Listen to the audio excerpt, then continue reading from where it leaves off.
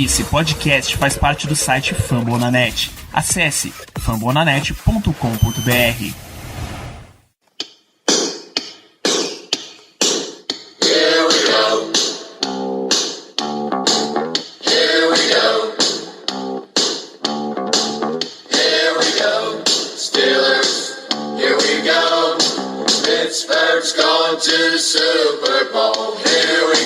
Muito bem, pessoal, estamos começando mais um Black Yellow Brasil Podcast, falando sobre o Pittsburgh Steelers para todo o Brasil, direto de fambonanet.com.br, do iTunes, Spotify, do Deezer, da onde você quiser, inclusive do seu apito de pato, que talvez possa estar falhando essa semana. Sou Danilo Batista, seu host, e mais uma semana vamos falar de Pittsburgh Steelers, falar desse jogo, desse Sunday Night Football contra o Buffalo Bills, em que a nossa sequência de vitórias foi interrompida. Steelers 10, Bills 17, ou Bills 17, Steelers 10, uma vez que jogamos no Heinz Field. Para falar dessa saideira dos nossos jogos em casa na temporada regular, tenho a presença de Ricardo Rezende. Muito boa noite, Ricardo. Boa noite, Danilo. Boa noite aos caros amigos ouvintes. Ainda de cabeça inchada pela derrota de domingo. Talvez em outras circunstâncias que podemos conversar ao longo do programa poderia estar um pouco melhor com a derrota, mas do jeito que a partida se desenrolou em todos os seus 60 minutos, foi algo de muito lamentável o que a comissão técnica, parte do ataque, optou nessa partida. Ainda de ressaca, mas vamos lá falar sobre esse jogo, Danilo. É isso, terminamos essa semana todos com a mesma expressão que tinha no rosto de Ben Roethlisberger, com aquela cara de morto já no limite da resistência, e quem não aguenta mais e quem não sabe mais o que fazer. Sem sacanagem, amigo ouvinte, tem imagens de Ben Roethlisberger olhando para Randy Fitchner, e se você lê os lábios dele, tem toda a impressão de que ele fala sério? Como quem se pergunta se é realmente isso que ele tá chamando, que tá sendo feito. Então, evidentemente, começaremos pelo nosso ataque nesse jogo. Podcast depois de derrota, normalmente a gente começa pelo lado negativo. Continuamos sendo o pior ataque da NFL, sem precisar dourar a pílula nesse caso, sem precisar de muito eufemismo. É o pior ataque da NFL, tranquilamente, né, Ricardo? Diria que com uma grande margem para os demais times, e o que piora não necessariamente são as peças, que a gente sabe que são bem limitadas, mas o que torna ele tão ruim são as chamadas, é o gameplay que o Brady Fitchner monta. É algo assim inacreditável, é do tipo, a gente tem um cenário ideal e tem um cenário tenebroso. Vamos seguir pelo cenário tenebroso, porque é inacreditável, é incrível como esse time senta a partida para os seus jogadores. Foi como eu falei no Twitter mais cedo essa semana. Eu tenho absolutamente, eu falo por mim, Ricardo, não tenho absolutamente nenhum problema para perder para o Buffalo Bills de 2019. O Buffalo Bills de 2019 não tem 10 vitórias agora por acaso. É um time extremamente bem treinado, é um time que a defesa tá jogando em altíssimo nível, um ataque terrestre que mistura juventude e experiência com o Singletary e o Frank Gore, e um autêntico wide receiver número 1, que é o John Brown, que deitou e rolou em cima do nosso jogo, e um quarterback promissor com o Josh Allen, o dual threat e tudo mais. Então, não tem problema em perder, até diante do... É um mismatch, assim, é um matchup completamente desfavorável quando a gente olha a defesa, o ataque do Steelers para a defesa do Bills. Então, não tem problema algum com isso. Imagino que os amigos ouvintes também não tenham problema algum com isso. Porém, eu tenho todos os problemas do mundo em perder do jeito que o Randy Fitchner conduziu o ataque. Não existe, em circunstância alguma, o Randy Fitchner botar o Devlin Rodgers para lançar 38 passes em uma partida, quando em nenhum momento do jogo a posse de bola, a desvantagem teve mais de uma posse de bola. Não existe. Nunca um quarterback calouro na história dos Steelers lançou tantas bolas como o Devlin Rodgers lançou nessa partida. 38. É algo assim que você procura alguma explicação e você não encontra. O Randy Fitchner tem essa capacidade de fazer que a gente imaginar o que é que tá passando pela cabeça dele. Você não vai ganhar na NFL com seja lá quem for, tendo uma proporção de 64% de passe e 36% de corrida. A gente não ganhava assim com o Big Ben temporada passada, a gente perdeu vários jogos porque o Randy Fitchner simplesmente abandonou o jogo terrestre. Contra o Chargers, por exemplo, no Sunday Night Football de 2018, eu lembro claramente a virada do Chargers. Por alguma razão, abandonou o jogo terrestre. A partir do momento em que você você tá com seu quarterback undrafted ali e você tem a volta do James Conner no seu ataque, o James Conner na primeira corrida foram 17 jardas, logo de cara. Por quê? Por que simplesmente abandonar essa variável e esquecer o Conner? Por que botar o Snell para correr 2 vezes no jogo? O Snell tava com a mão quente das últimas partidas. Teve o fumble, tudo bem, contra o Cardinals na partida passada, mas ele não jogou mal. Ele tava com a mão quente para continuar correndo. E o principal, o Bills é a 21ª defesa contra o jogo terrestre, a segunda melhor contra o jogo aéreo. E a gente força passe, isso não existe. Tudo bem, o Bills botou 8 homens no boxe justamente para forçar o Devin Rodgers a lançar a bola. Enfim, eu realmente acho, isso aí é algo que dá para ser facilmente contornado quando você é um profissional do futebol americano. Você consegue diagnosticar isso. Você consegue facilmente se livrar e não é lançando a bola só pro lado do Davis White, como o Rodgers estava fazendo, lançou 2 bolas para a direita em direção a ele. Obviamente 2 interceptações aconteceram nos passes horríveis que o Rodgers veio a lançar. Eu não boto nem muita culpa no coitado do Doug, realmente não boto, ele é limitado, a gente sabe. Se você botar ele para lançar 40 passes, a gente vai ver coisas de quarterbacks ruins. Bons quarterbacks, quando lançam muitas bolas, naturalmente tem mais interceptações. Então eu boto sem medo algum, 100% da culpa da derrota nas mãos do Randy Fisher, que fez até esquecer o punt do Jordan Berry. 2 irresponsáveis. Claro que Devin Rodgers teve a parcela dele. Tem outro vídeo que ficou super popular depois do jogo.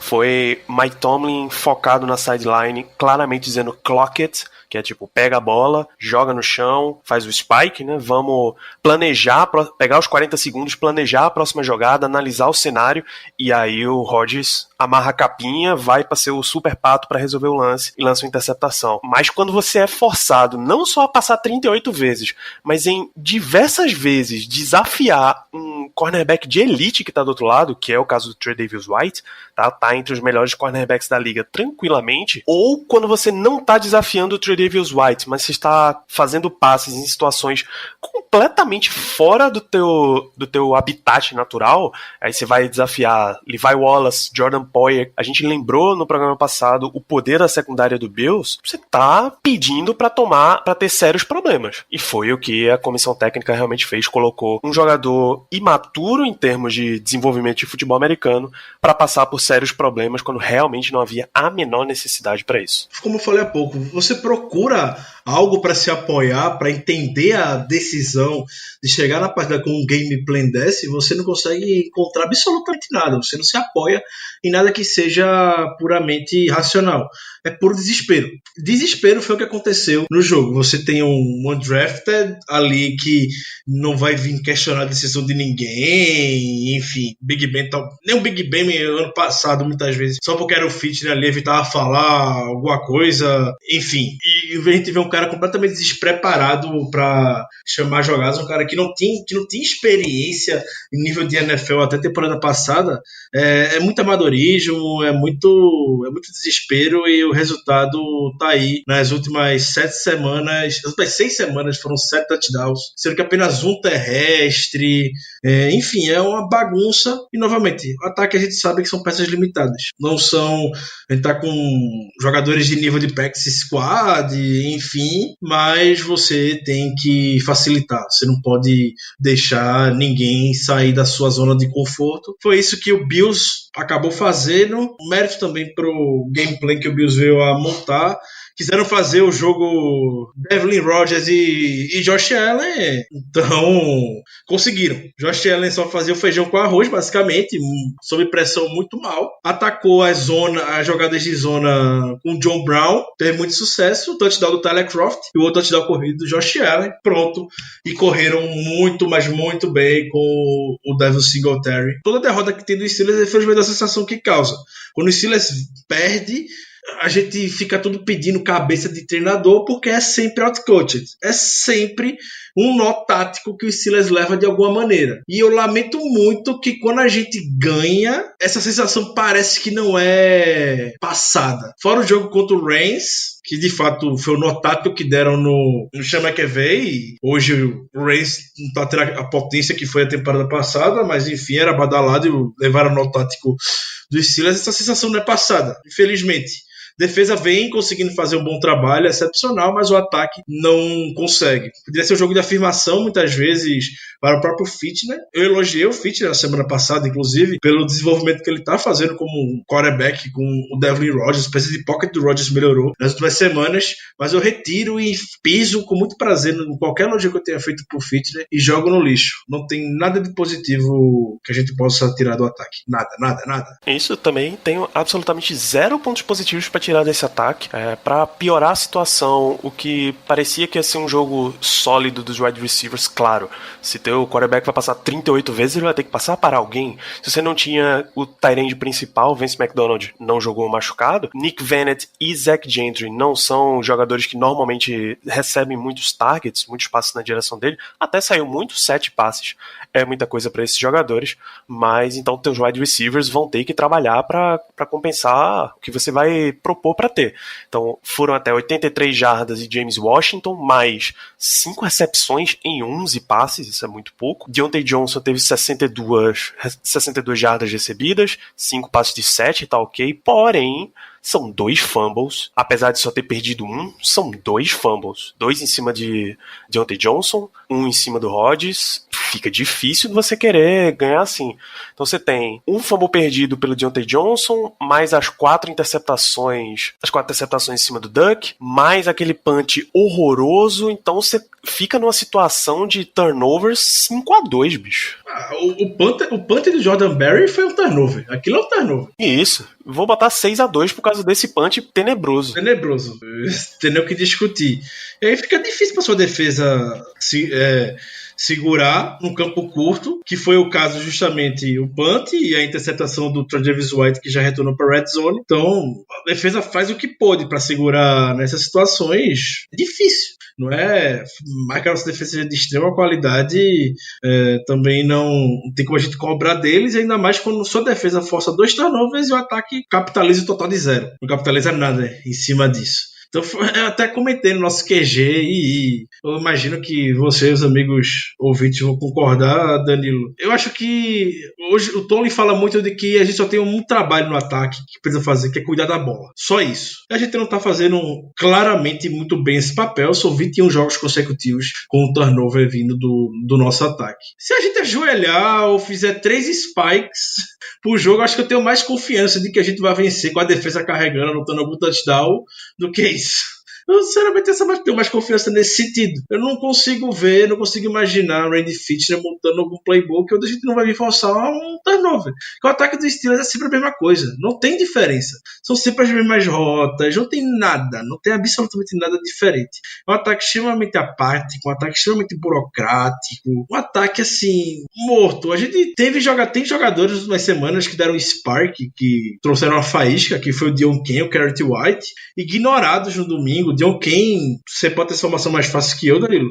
Você nem quantos targets o Dion Ken teve no jogo. É um jogador que veio tendo um certo sucesso quando era eventualmente acionado. O Garrett White, eu quero muito ver o Garrett White no espaço. Você abre, eu não sei, dependendo do treino, não vai fazer uma boa recepção, algo do tipo, eu não sei. A gente não viu ele nesse sentido ainda. Mas é algo que eu desejo muito ver, porque ele é muito rápido. Então, pode ser até brincadeira, a gente tá dependendo desses jogadores, mas é o que a gente tem hoje disponível no nosso time que a gente possa contar de diferente. E a gente esqueceu de alguma maneira de jogadores no domingo. Então, cara, Dion Ken teve um passe na direção dele para um total de 0 recepções, enquanto Johnny Holton teve 2 passes em sua direção, 2 recepções e 1 jarda perdida. Por sinal, ele avançou 1 e recuou 1. Inexplicável também a existência do Johnny Holton. Cara, eu queria saber o que foi que o Johnny Holton fez pra ganhar tanta chance. Assim, você vê o Johnny Holton no ataque, você já sabe que não vai tentar nada, não vai vir uma grande jogada, não vai ter absolutamente nada. E ainda insistem com o Johnny Holton. Difícil. Eu sei que special teams importam, e a gente descobriu isso do pior jeito possível com esses punts terríveis aí de Barry, mas, bicho, tem hora que você também tem que dar uma atualizada. Pega a lição que a gente teve com o retornador, pô. O tanto de falha que Ryan Switzer teve que ter pra gente poder trocar os retornadores, você vai manter Johnny Holton assim só porque ele já tá há muito tempo no elenco? Ou se você vai manter o cara, deixa ele só lá com Special Teams, bicho. Você já tem, sei lá, 4 recebedores ativos que dá pra jogar, porra. Ó, James Washington, Deontay Johnson, Tevin Jones, Dion Kane. Já tem 4 recebedores aí. Usa os tight ends, usa running back, que a gente tem running back recebedor. Pelo amor de Deus, bicho. Então precisaria tá de novo lembrando esse tipo de coisa. Então, a utilização foi terrível dos wide receivers, a utilização de running back foi terrível, a gente já ressaltou bastante, foram 38 tentativas de passe de Rodgers, mais uma corrida do próprio Rodgers, para 4 jardas, 8 corridas de James Conner, 2 de Garrett White, 2 de Ben Snell, 2 de Jalen Samuels, que também só recebeu um passe. No corpo de wide receivers, até o Tevin Jones pegou o beco, né? Promoveram o Amara Darboh do X-Squad pro elenco principal. Enfim, normalmente a gente tem algum outro Spark, alguma outra faísca. O Amara Darboh extremamente atlético, saindo do college football, escolha do Seahawks na temporada passada, na terceira rodada. Eu vou buscar alguma coisa pela experiência que a gente tem com o Steelers em trazer novos nomes. É um sinal de que ele provavelmente já vai ser utilizado no domingo contra o Jets. Então, vamos ver o que é que nos separa. Eu só quero ver um ataque seguro, protegendo o passe, protegendo a bola. Com toda a minha leiguice e minha ignorância no mundo do futebol americano profissional, a gente não vê times com 21 partidas tendo turnover no ataque. Para dar uma noção, o segundo colocado é o Bengals, com 9 jogos. O Bengals tem 1 vitória e 13 derrotas em 2019. Então, assim, você tem outros 30 times, e 31 times que estão conseguindo, de alguma maneira, proteger a bola. Por que você não consegue? E aí a gente vai olhar o elemento comum desses 21 jogos. Big Ben chegou, Big Ben saiu. Major Rudolph chegou, Major Rudolph saiu. Devin Rodgers chegou e agora a torcida já tem gente querendo que ele saia. Quem é a pessoa que está na sideline comum com esses? Não é difícil, né? Mesmo que tenha uma juventude inacreditável nesse time, porque Rodgers é calouro undrafted, Garrett White é calouro, Ben Snell é calouro, James Washington é terceiro anista, Deontay Johnson é calouro, Zach Gentry é calouro, Tevin Jones é jovem, Dion Kane é jovem, Jalen Samuels é jovem. O ataque inteiro é feito só de molecada. Tirando a linha ofensiva, claro, você tá basicamente com a molecada. Mas mesmo assim não justifica, bicho. Não tem condições de a gente ter um aproveitamento horroroso desses. Já teve times com formações muito piores e que não estão nessa situação. Ou seja, o recorde que a gente tem agora, essas 8 vitórias foram realmente arrancadas, bicho.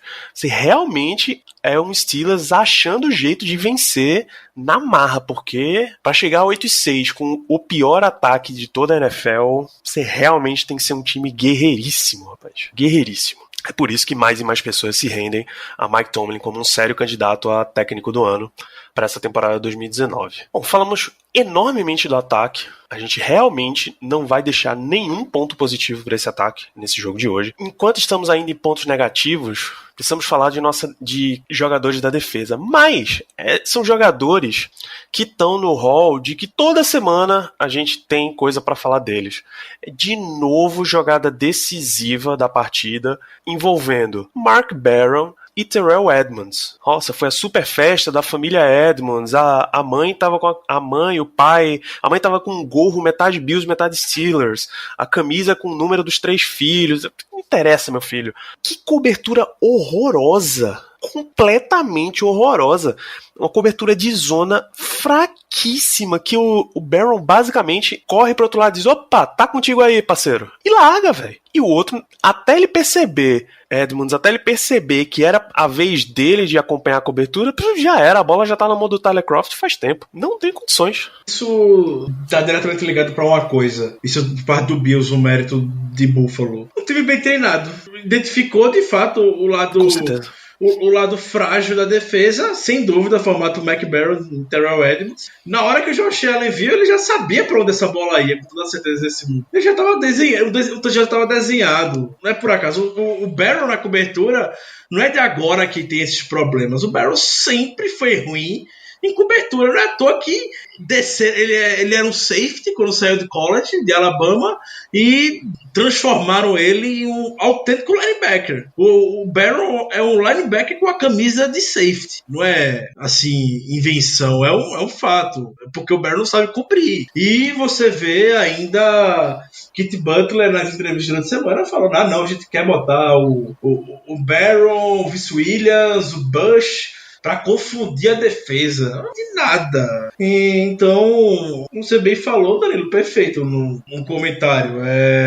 Atacar o elo fraco. Simples. Foi assim, sinceramente, até agora não mudou, não vão mudar também. Vão seguir desse mesmo jeito. É o ponto negativo que tem nessa defesa. Ciência. O Edmonds sendo Edmonds e Barron sendo Barron. Pois é, então, ataque foi terrível, teve esse ponto negativíssimo na defesa, o resto da defesa se portou bem mais uma vez, a gente parou o Bills quando tinha que parar. Eu boto, Danilo, eu não vou falar que a defesa jogou mal, obviamente, eu acho que o Bills soube atacar bem, o Bills foi muito objetivo nas grandes jogadas que tiveram. Acho que o ataque do Bills chegou muito bem preparado para esse jogo, um plano de jogo muito bem definido. E executaram bem as jogadas. Você viu o John Brown atacando as zonas muito bem. O Steven Nelson não viu a cor do John Brown basicamente no jogo. E eu não vou botar culpa no Steven Nelson não, porque tem hora que de fato a gente sabe que o cornerback é uma posição extremamente ingrata hoje. E o John Brown atacava a zona como ninguém. Eu até comentei durante a transmissão.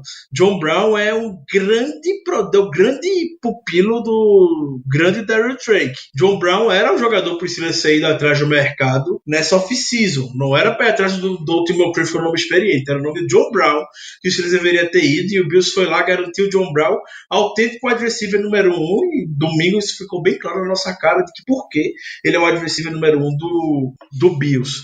E conseguiram neutralizar o pass rush do TJ Watt, do Bud Dupree excepcionalmente bem. Você via o tight end, o running back alinhado como wide receiver, sempre dando aquela ombrada, aquele chip que a gente chama nos dois, já atrasava meio segundo. Era o meio segundo necessário para o Josh Allen mandar um passe, entendeu? Então, eu não acho que a nossa defesa jogou mal. A nossa defesa levou 17 pontos, com 6 turnovers, se a gente for contar o punt do Jordan Berry. E só levou 17 pontos e ainda conseguiu forçar 2 turnovers. A defesa fez o que pôde para o Steelers ganhar, não deu, o Bills foi o objetivo, pronto, acabou. Tem nem o que falar mais. É isso, a gente passou por Special Teams também, por esse punch horroroso. Eu nem quero falar muito desse punch, porque, bicho, a gente vai só gritar pro vento aqui. Já faz tempo que Jordan Berry a gente critica nesse podcast. Então, é basicamente isso que a gente tem sobre esse jogo. Ou que eu tenho sobre esse jogo, na verdade, Ricardo. Se você tiver ponto positivo a ressaltar, esse é um excelente momento para dar alguma luz no fim do túnel aí pro ouvinte. Os jogadores que a gente também vem citando nas semanas, Janilo, o TJ Watt maravilhoso, forçando fumble, facilmente o Defensive Player of the Year, pelo que vem fazendo nessa temporada, acho que não tem nem muito o que discutir. TJ Watt maravilhoso, já acho que se falar do TJ Watt com ponto positivo é uma redundância hoje.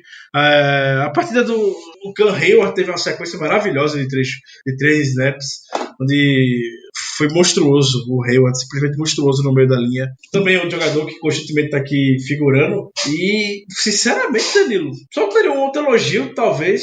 Sei que o James Washington foi muito acionado, mas não conseguiu fazer recepções, muito porque o passe não era bom do Rodgers, porque a marcação estava bem em cima dele.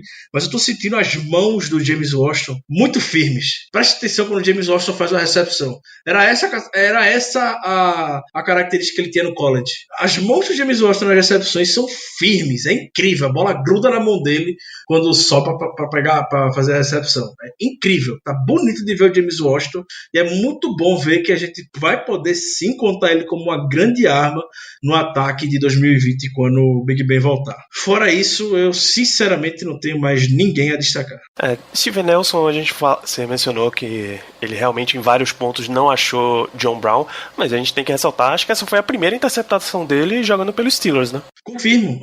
Não acho que o jogo do Steven Nelson foi ruim, não. Acho que o Steven Nelson jogou, fez o que pôde, de fato. Foi mais mérito do John Brown e do Josh Allen Allen do que demérito do Steven Nelson. Isso. E sim, foi mérito da aceptação dele com isso. Eu tava precisando desse momento também, para talvez a torcida se ligar um pouco mais no bom trabalho que ele tá fazendo nessa temporada. E acho que da nossa secundária, o único jogador que não tem interceptação nessa temporada é claro que é Terrell Edmonds. Claro e óbvio que é ele. O único que ainda tá em branco. Então, é isso, não tem muita coisa pra fazer. Esse foi um jogo de execução muito, muito pobre. Desculpa, nem de execução, de planejamento muito, muito pobre. Alguns pontos de execução ruim, mas o planejamento foi horroroso. O Steelers foi bem outcoached. E isso se reflete nas perguntas da nossa audiência. Deixa eu citar rapidamente todo mundo que fala de Randy Fitner aqui. Caio, o B. Braga também pergunta sobre Fitner. O Alexandre Dinés sobre Fitner. O Alan Bray faz uma pergunta maravilhosa. Na casa do Randy Fitner, quando a esposa dele pede para ele passar a batata, ele entrega na mão dela ou ele lança as batatas? Essa é uma excelente pergunta. O Rafa Milton fala terrível do plano de jogo. Leonardo Badalotti também sobre coordenação ofensiva. Então, a grande pergunta de vocês é sobre coordenação ofensiva. Foi exatamente o primeiro tópico desse programa.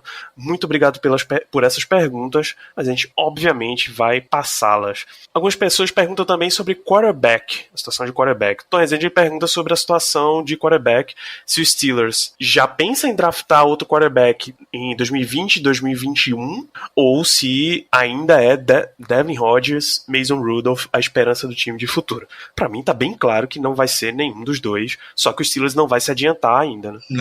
Não vai. Não parece que vai se adiantar. Não vai ser nenhum Rudolph nem Rodgers. Acho que o Steelers tem um plano muito bem definido. O plano A era o Mason Rudolph, obviamente, e tiveram a oportunidade, ainda bem, de poder testá-lo antes do que desejavam, podemos dizer, e a experiência, o projeto foi terrível, então ainda bem que isso veio acontecer agora, que vão arrancar já, riscar esse plano A. O plano B é achar outro quarterback quando o Big Ben for embora. Quando o Big Ben não estiver mais aqui, o Steelers vai procurar outro quarterback inevitavelmente. Não dá pra contar com esses dois, não. Perfeito. O Thiago Lemes pergunta se a gente vai vencer o Ravens e como. Thiago, segura essa pergunta porque ainda é o jogo da semana 17. A gente ainda tem um jogo na semana 16 pra se preocupar. Eu sei como o Steelers vai ganhar do Ravens. Eu sei como o Steelers vai ganhar do Ravens. Olha só. O Ravens joga com o time reserva. O terceiro time. O terceiro time do Ravens vai entrar em campo. Pronto, o Steelers vai... Torçam, pelo amor de Deus, pro Ravens ganhar a próxima partida, pro Ravens chegar já com a seed 1 garantida na semana 17. É só isso que eu tenho a dizer. Rezem pro Ravens chegar com a seed 1 garantida, porque já falaram que, independente de ser o Steelers, o Ravens vai jogar com RG3 como quarterback e Gus Edwards como running back. É tudo que a gente precisa. Exato. E ainda assim é arriscadíssimo pro Steelers, porque tem uma série de jogadores que pode dar sérios problemas para a gente nessa partida. Mas, como eu disse, vamos deixar para se preocupar com ela mais na frente. Situação de lesão, Ricardo. James Conner era uma das grandes preocupações, já voltou na última partida.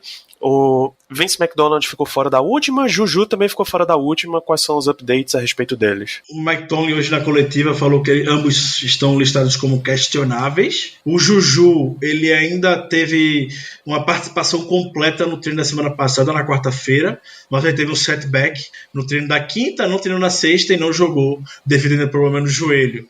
Então vai ser testado novamente essa semana. Amanhã, muito provavelmente na quarta-feira, a gente vai ver o Juju treinando como normalmente. Provavelmente, eu imagino que sim. E aí a gente vai ver como vai se desenvolver nos dias seguintes. E o McDonald está no protocolo de concussão. Infelizmente, concussão é um problema que o McDonald já teve no passado e fazia tempo que ele não enfrentava e voltou e teve agora. Então, ainda segue no protocolo, está questionável, vai ser verificado por um neurologista independente da NFL essa semana para ver se vai ter condição de jogar no domingo contra o Jets. São esses dois jogadores, basicamente, que tem algum tipo de lesão. O Conner, felizmente, voltou domingo, tá bem, tá 100%, então segue o jogo. Isso, além disso, o Tomlin também confirmou que Rodgers segue como nosso titular, como deve ser, né? Não tem por que, a essa altura do campeonato, voltar a tentar Mason Rudolph, ver se ver se faz um omelete sem ovos. E mais algum fato relevante da coletiva? Pela primeira vez em muito tempo, eu vi Mike Tomlin criticando o ataque, a postura do time no lado ofensivo. Ele é um cara que sempre se joga na frente de seja lá quem for, aguenta a crítica, como tem que ser, mas até porque isso tá bem evidente que foi uma porcaria o plano de jogo, ele apareceu e falou, a gente realmente teve uma proporção de jogo corrido e jogo terrestre muito ruim. E me surpreende o Tomlin falar isso, porque lá atrás, isso no início da década, final da década, 2009, tem uma declaração do Tomlin que ficou muito famosa, que foi algum jogador, eu sinceramente não lembro, se não me engano foi o Rashad Mendenhall ou o Willie Parker, eu vou dever essa informação, que eu realmente não lembro quem foi, mas eu lembro dessa declaração, falando a respeito do jogo corrido dos Steelers, e não era muito utilizado, se tem que poder ser um potencial maior, e o Tomlin simplesmente falou, eu entro todo dia aqui e eu olho 6 títulos de Super Bowl, eu não vejo 6 títulos de jogo corrido, eu vejo 6 títulos do Pittsburgh Steelers.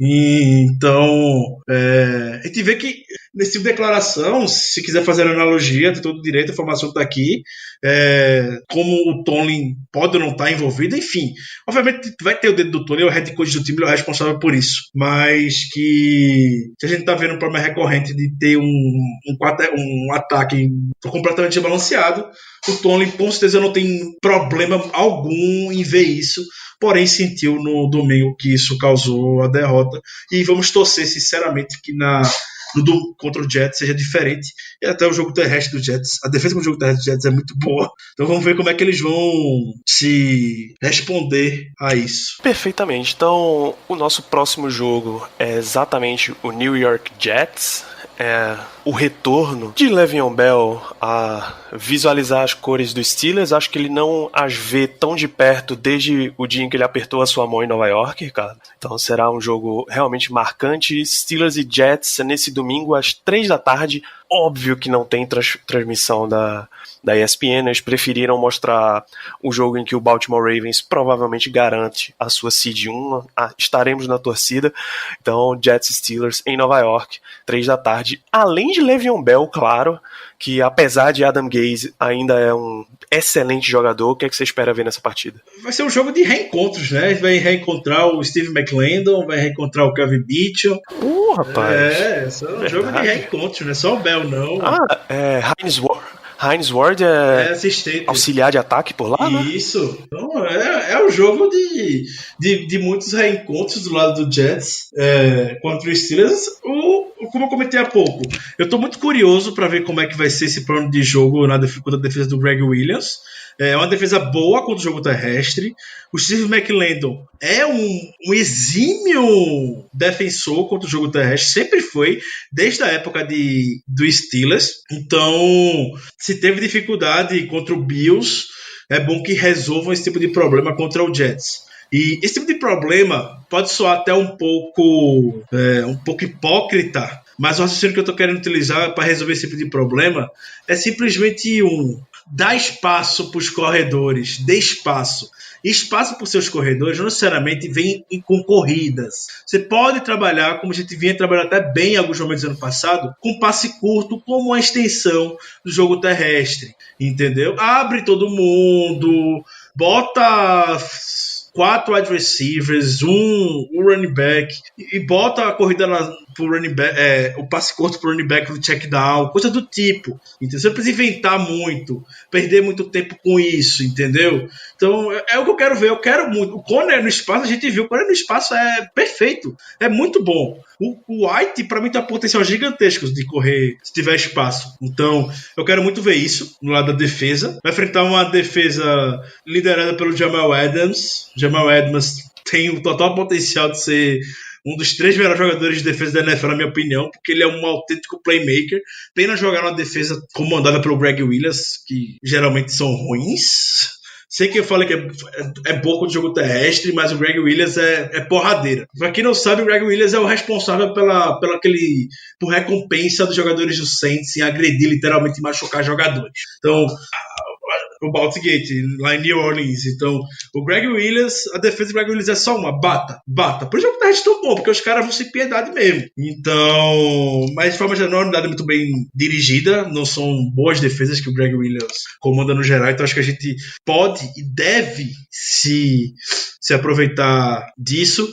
E inevitavelmente ver o reencontro de Le'Veon Bell com o Steelers é algo que vai ser bem interessante de se ver, pelo jeito que o Bell veio a sair, ter esse ano que ele optou, esse ano sabático contra um novo contrato, e por fim ter terminado no Jets, quando não estava tendo uma temporada boa, longe do que ele já fez pelo Steelers, e com rumores de que ele pode sair já na próxima temporada, porque o Adam Gase não quer trabalhar com ele simplesmente por conta disso. Então vai ser interessante a motivação do Bell por trás. Eu particularmente, eu senti isso, felizmente, quando eu estive em Nova York no mês passado, quando eu tive a oportunidade de apertar a mão do Le'Veon Bell. Ele sente falta dos Steelers, ele se arrepende até hoje da decisão que tomou. Ele se arrepende muito de não ter ficado em Pittsburgh. Eles vendo ainda mais os Steelers esse ano, ele para e vê, porra, eu finalmente poderia estar mostrando meu valor ainda mais, entendeu? Vendo a situação. Ele podia ser o cara dos Steelers. É triste ver talvez o rumo que a carreira do Bell esteja sendo levada com essa saída dos Steelers. Está virando um mero qualquer na NFL. Está numa qualquerização, podemos dizer, na liga lá em Nova York, mas tudo bem, a decisão dele, ele tá arcando com as consequências. E é basicamente isso, Danilo. Interessante ver o duelo do Sam Darnold contra a nossa defesa. Acho que nossa defesa pode ter um caminho, sim, bem legal de turnovers, sacks, enfim. É o que ela não tem fazendo nas outras semanas, mas no fim, se a defesa não vier fazer um touchdown, o Special Teams vier fazer um touchdown, a gente vai ter que depender, nem que seja o mínimo do nosso ataque, aí que tá a preocupação. Isso, a gente vai precisar que a nossa defesa cuide bem de Robbie Anderson, porque a gente viu contra John Brown agora a qualidade que jogadores, ameaças profundas, jogadores um pouco mais rápidos conseguem executar contra a gente. Até Jarvis Landry também teve um grande desempenho com a gente, então é bom tomar um cuidado extra, mas eu gosto do prognóstico da nossa defesa contra eles. Só tem 2 pontos aqui pra gente passar, Ricardo. Já que a gente vai enfrentar Le'Veon Bell e tem sido a tônica da liga nas últimas semanas, quantos pedidos de volta pra casa você acha que Bell vai receber? Porque teve essa semana relatos de vários lados, o Browns enfrentou o Cardinals, de que vários jogadores estavam sendo assediados de vem jogar com a gente, cara, que é muito mais divertido. Entre eles, o próprio Odell Beckham Jr., o próprio Jarvis Landry, qualquer jogador de alguma qualidade, os caras do Cardinals estavam chamando. Pintou até o papo de que o Steelers teria chamado o Odell Beckham Jr., ou o Odell teria se oferecido, ou enfim, contatos aí no meio teriam feito essa conversa. O Odell tá literalmente falando durante o jogo, falando, ei, vem buscar. Ele tá falando isso. E a NFL Network falou que jogadores dos Steelers relataram que o Odell pediu pro Steelers ir buscar, apesar de todo o trash talk envolvendo Odell Beckham Jr. e Steelers, ele quer jogar no Steelers. Não vai acontecer. Não vai. A gente não tem dinheiro pra isso. Não vai. Eu tenho certeza que não. Não vai acontecer. Porém, é importante lembrar que no draft de 2014, o Steelers era apaixonado pelo Odell Beckham Jr. Se o Giants não seleciona o Odell, com certeza. O Odell foi escolhido na 12. Se não seleciona o Odell e se tivesse disponível na 15, como era a expectativa de muita gente na época, o Steelers selecionava ele. Não era o Ryan Shazier na defesa. Então... lembrei. O de 2014 foi o ano que o Lions tinha a oportunidade de pegar ele na escolha 10 e saiu com o Eric Ebron no draft. Foram de Eric Ebron. Enfim, o Browns pegou o Justin Gilbert. Nossa, bicho...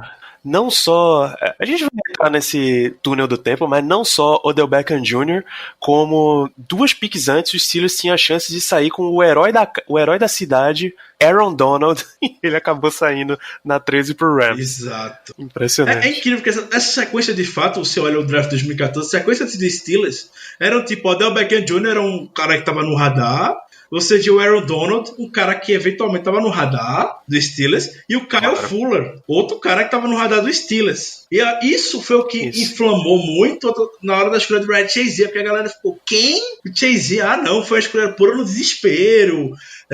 Viram jogadores saindo, não tinha quem o Steelers queria, e foi escolher o Red Chazier na 15, que muita gente na época achou cedo e achava o CJ Mosley melhor, enfim, e acabou caindo pro Red Chazier. O resto é história, né? O Red Chazier é espetacular, foi espetacular com a coisa do Steelers. Mas enfim, isso já passou. A outra coisa que eu queria fechar aqui no meu programa é que temos novamente uma leva de torcedores dos Steelers assustados com a semelhança do logo do Huachipato do Chile, que enquanto a gente estava gravando foi sorteado na Libertadores. E tem o símbolo, tem o círculozinho dos Steelers, as 3 estrelinhas, igualzinho, cara, no meio. Confira você aí em casa, amigo ouvinte, Huachipato do Chile.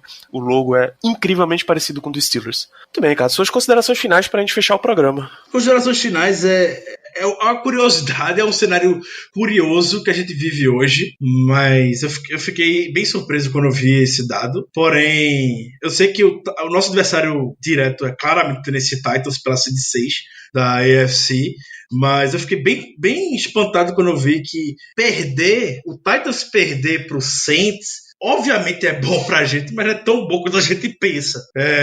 Se por alguma razão chegar Steelers e Titans com 9-7 na última semana, o Titans vai passar na nossa frente por critérios de desempate. Então, uma dica: sábado de tarde vai ter Houston, Texas e Tampa Bay Buccaneers. Torce pro Buccaneers, pro Texas chegar precisando obrigatoriamente vencer na última semana. Torce pelo Buccaneers, porque o Texas vai ter que jogar esse jogo contra o Titans sério, porque o jogo que importa pro Steelers é esse. Obviamente depende só de nós hoje, tem que vencer Jets e Ravens de todo jeito, mas se o Titans perder pro Texas, ai que maravilha. Que maravilha, a nossa vida fica muito mais fácil, porque a gente pode perder os 2 jogos e o Titans eventualmente perder os 2 jogos também, tá tudo certo. Se a gente vencer somente um dos jogos e o Titans só perder contra o Saints, ganhar do Texas, não adianta de nada. Então, sábado de tarde, ligue seu secador Buccaneers, mais do que pro Saints no dia seguinte, contra o Titans, para esse último embate da AFC Sul na semana 17 ser bem interessante para nós e o Texas possa sair com a vitória. Uma pergunta final sobre esse tópico. É uma enorme probabilidade que esse seja o Sunday Night Football da semana 17. Você gostaria que ele fosse o Sunday Night Football para você ficar assistindo no final? Ou melhor trazer esse jogo para mais cedo e deixa os dois sofrerem ao mesmo tempo? Por tudo que é mais sagrado que seja ao mesmo tempo. Deixa aí, Eagles e... Eu não sei se vai ter outro Eagles e Cowboys essa temporada, porque eu tenho a sensação que tem 10 Eagles e Cowboys. Não, é semana 16. Eagles e Cowboys semana 16 agora já é? É agora. Então tem uma possibilidade sim. Esse Texans e Titans, e o outro grande candidato é talvez São Francisco-Seattle, porque define divisão, mas é por aí. Por aí, provavelmente. É uma boa possibilidade de ser Seahawks, até porque pode estar lutando pela seed 1, né, da NFC também. Isso. Não tem grande interferência em classificação dos outros, e é bem isolado. Mas tá entre esses 2 jogos aí, São Francisco-Seattle ou Houston-Tennessee. Pelo amor de Deus, não vai ser bom esse Texas e Titans no horário 9 para os Steelers, não. Pois é, cara. Então, com esse desejo de que o ouvinte continue mantendo o secador ligado, a gente falou o Houston enfrenta o Houston Texans, 3 da tarde vai a Tampa para enfrentar o Buccaneers. O ouvinte tem que ficar ligado também no jogo do Titans, que é no mesmo horário do nosso, mas é recebendo o New Orleans Saints brigando pela seed 1 da NFC, então dá uma secadinha neles também para facilitar e, claro, torça para os Steelers contra o Jets, 3 da tarde, sem transmissão da ESPN. O jogo do Titans vai passar por lá, tá? Então já é um bom jogo pra você ficar de olho. Voltamos na semana que vem. Não esqueça de seguir Black Yellow BR no Instagram, no Twitter. Não esquece de seguir no Spotify. Você busca por Black Yellow Brasil e clica lá em seguir. Isso ajuda a gente a subir nos rankings e chegar para mais pessoas. E pra gente chegar para mais pessoas, recomende também para outros amigos torcedores. Voltamos na semana que vem para falar de Steelers e Jets. Nos vemos lá. A torcida continua. Um grande abraço a todos. Yeah, you know what it is. Black and yellow, black and yellow, black and yellow, black and yellow. Yeah, you know what it is. Black and yellow, black and yellow, black and yellow, black and yellow. Yeah, you know what it is. Most tax pros leave a message. It's Jane. I'm moving on to a TurboTax expert who beat your price. Adam Devine, tell him how I feel. Hey, tax pro, she's been thinking twice. Best believe TurboTax will beat your price. This is a tax break. Switch to a TurboTax Live expert and we'll beat what you paid your pro last tax season. Make the switch at TurboTax.com/beatyourprice. TurboTax full service only. Sign up by 12/20/2024 and file by 4/1/2025. Full details at TurboTax.com/beatyourprice.